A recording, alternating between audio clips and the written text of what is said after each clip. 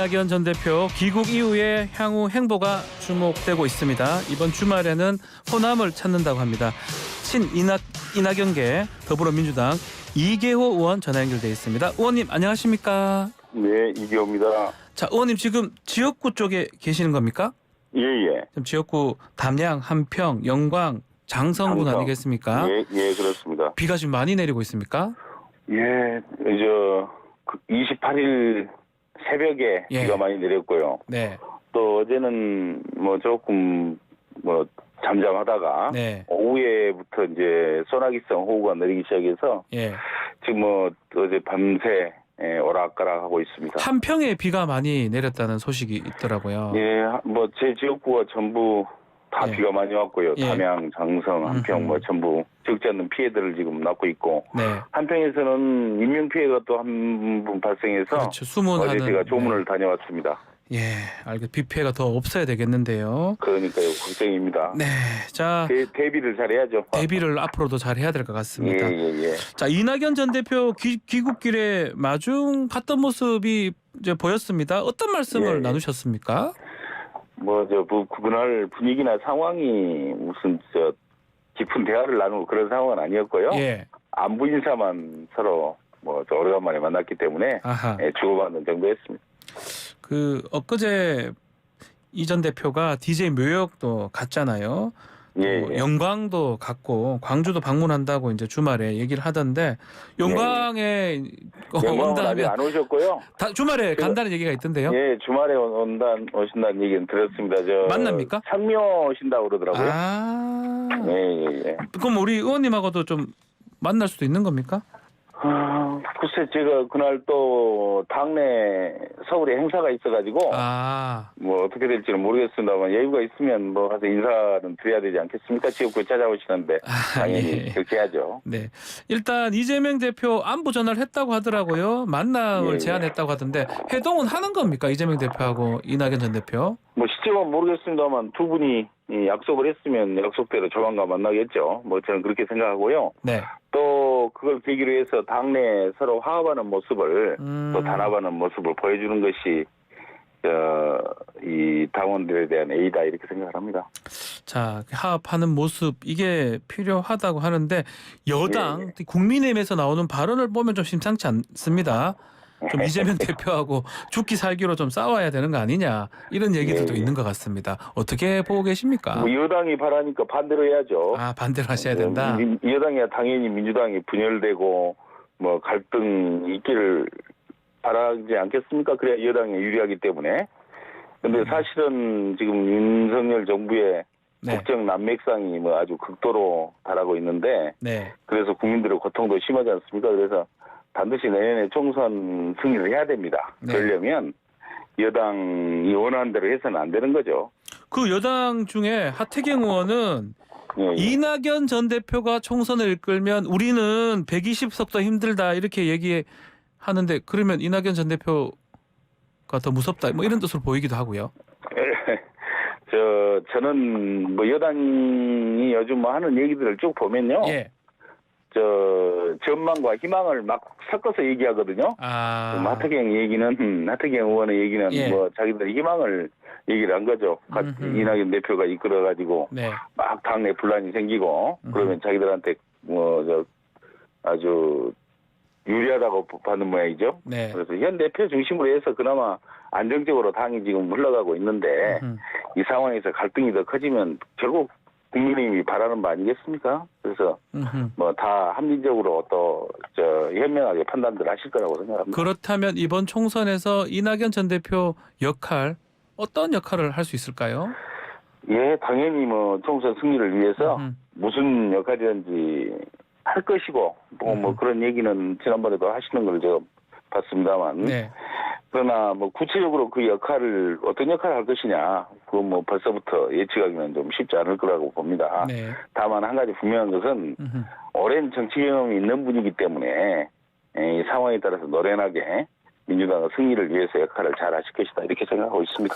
자, 호남 지역구이기도 하고 또 이 전 대표도 좀 호남 민심이 가장 중요한 상황인데 호남 분위기는 지금 어떻습니까? 다른 지역은 약간은 여러 가지 다양한 의견들이 나오고 있다고 듣고 있습니다만, 예. 호남은 어쨌든 현 이재명 대표를 중심으로 해서 예. 민주당이 단합된 모습을 보여야 그것이 총선 승리에 필요한 조건 아니냐, 이런 인식들이 지금 널리 확산이 돼 있는 것 같습니다. 단합이 돼야 된다. 예. 호남에 현실적으로 예. 이제 결국 그 총선은 경쟁인데, 경쟁력. 그렇다면 경쟁력을 가장 갖고 있는 사람이 총선 앞장서서 이끌 수밖에 없는 게 현실 아니겠습니까? 예. 그런 정치적 현실을 호남 지역민들이 정확히 보고 있다고 보여집니다. 근데 최근 여론조사 보면요, 이게 예, 호남 예. 지역 여론조사인데요. 예, 내년 국회의원 후보로 새로운 인물을 원한다 여론이 과반이 넘습니다. 새로운 인물 58.6, 현 지역구 의원이 14.4. 요거는 코리아 리서치 인터내셔널 뉴시스 강주전남본부 무등일보가 강주 MBC 의뢰로 조사한 건데, 자세한 내용 중앙여론조사 심의 홈페이지 참조하면 되는데요. 이 부분은 그렇다면 새로운 인물을 원한다는 부분은 어떻게 봐야 됩니까? 그만큼 정치에 대한 불신이 지금 확산이 되고 있다는 것이고요. 네. 그런 점은 비단 광주연남뿐만이 아니고 전국적인 현상인 것 같아요. 왜냐면 여당은 여당대로 현 윤석열 정부의 아주 온통 이 당정을 다 지배를 하고 있지 않습니까? 대통령실에서 그러한 모습들이 부정적인 모습을 그 결과를 가져올 것이고, 네. 또 민주당은 민주당대로 현안들이 많았죠. 돈 봉투 문제랄지 가정학교 문제 등등 해서 이러한 점이 또 민주당에 대한 불신을 가속화시켰고, 이렇게 해서 그러다 보면 기성 정치에 대한 당연히 국민적 불만이 커질 수밖에 없고요. 그러한 점이 광주연남에서도 여론조사에 반영이 된 것 같습니다. 그래서 앞으로라도 좋은 정치를 해서 함께 극복을 해야 될 과제죠. 자, 이제 총선 사실 많이 남았고 또 얼마 안 남았는데 총선 이제 시즌으로 들어간다고 봐야 될 것 같은데, 좀 전에 이재명 대표 중심으로 뭉쳐야 한다 이렇게 분위기가 있었다, 단합해야 된다 하셨는데, 내년 총선 지금 이재명 대표 체제로 가는 게 맞다고 보시는 겁니까? 그건 현실적으로 그렇게 될 수밖에 없는 거죠. 아, 그렇게 될 수밖에 없다. 현재 국민적 지지를 가장 많이 받고 있는 당내 인사, 당연히 현 대표인 이재명 대표고, 또 어쨌든 차기 대선 후보들 여론조사에서도 가장 앞서 있지 않습니까? 현실적으로 경쟁력 있는 인사가 이 총선 판을 이끌어 갈 수밖에 없는 게 또 현실이기 때문에, 그런 측면에서 보면 이재명 대표가 이끄는 게 현재로 봐서는 불가피하고 또 당연한 것 같습니다. 불가피하고 당연하다.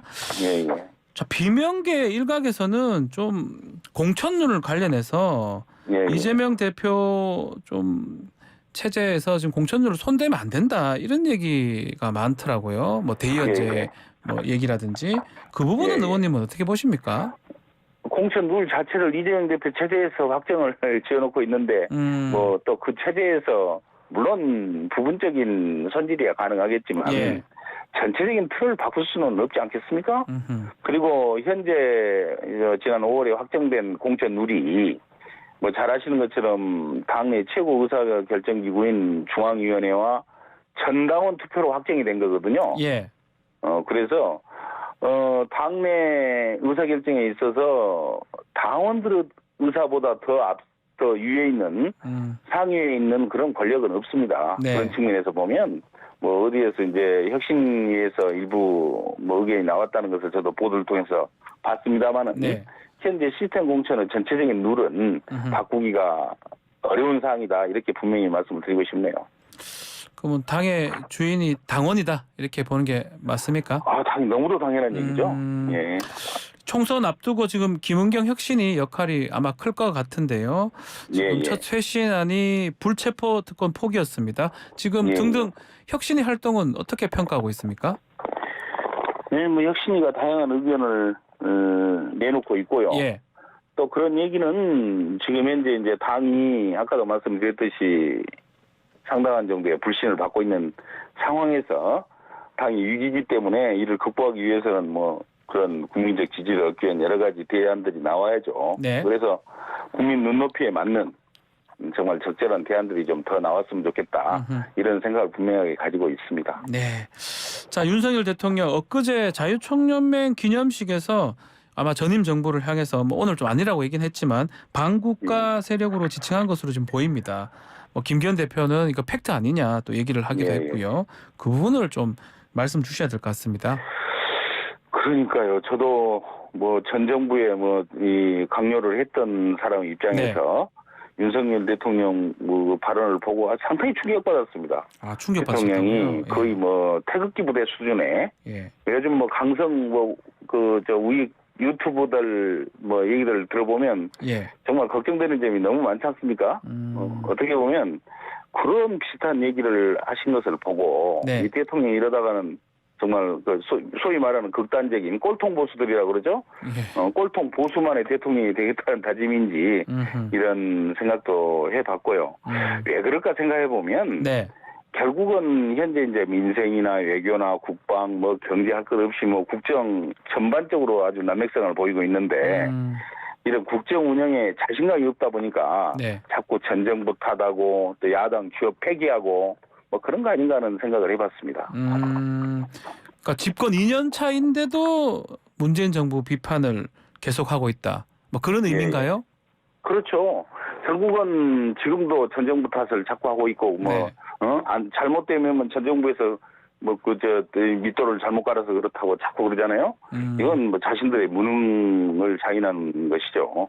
그래서 국민들이 그런 점에 대해서 상당한 피로감을 지금 느낄 것이다. 이렇게 저는 생각을 하고 있습니다. 그러니까 결국 이제 지지자들한테 좀 더 지지를 호소하고 뭐 이런 내용이라는 건데 지지자들한테 이제 지지를 호소하는데 자기들만의 지지자들한테만 결국 총선 때문에 그런 거 아니냐 이런 얘기 아니겠습니까?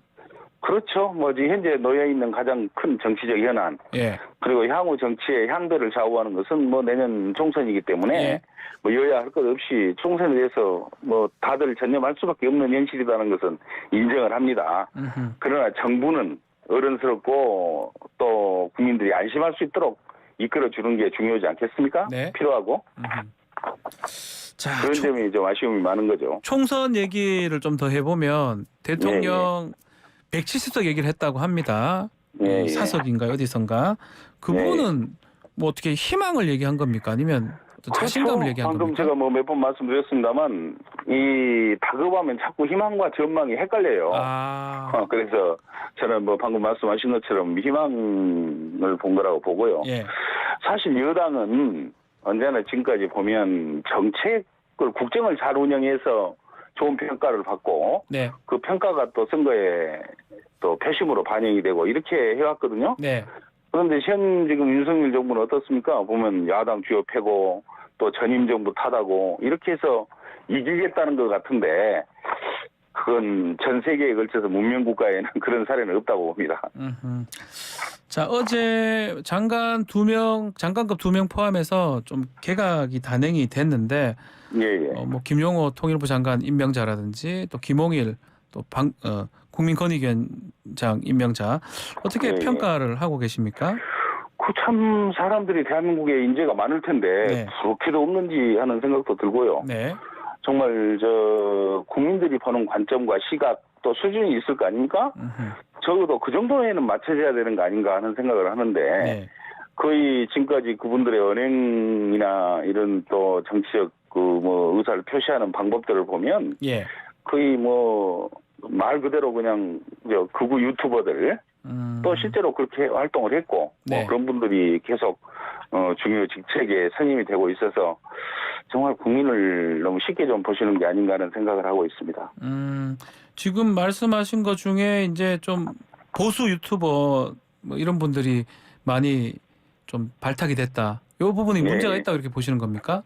뭐 그건 너무 당연한 거죠. 뭐 제가 뭐 비단 제가 하는 얘기가 아니고 민주당에서 하는 얘기도 아니고요. 일반 국민들이 지금 말하고 계시는 그런 분위기 아니겠습니까? 그 검찰 출신 또 김홍일 권익위원장 지금 후보자는 어떻게 보십니까? 뭐 아까 제가 드렸던 말씀 뭐 그 범주 안에 들어있는 분이라고 생각합니다. 자, 이동관 특보 방통위원장 임명은 이번에 좀 보류가 된 것 같습니다. 예, 좀 내정설이 많이 돌고는 있는데 이유가 뭐라고 보십니까? 뭐 워낙 반대 여론이 거세고 네. 특히 이제 그 관계되는 분야에서 네. 일하는 분들의 그 과거의 증언들이 막 또 뭐 학폭을 포함해서 막 터지고 그러니까 이러한 것들이 좀 저 반대 여론이 이제 극심해졌지 않습니까? 네. 그래서 그걸 좀 잠재우기 위한 그런 일시적인 조치 같아요. 아, 일시적이다. 윤석열 대통령 성격으로 봐서는 임명할 예. 것으로 그렇게 예측을 하고 있습니다. 언젠가는 임명을 할 것이다 이렇게 보시는 거군요. 예, 그렇죠. 근데 인사 검증 담당하는 법무부가 이동관 특보 아들 관련된 그 자료 요청을 안 했다고 하거든요. 학폭 자료 예, 요청. 이 부분은 어떻게 우리가 해석을 해야 됩니까?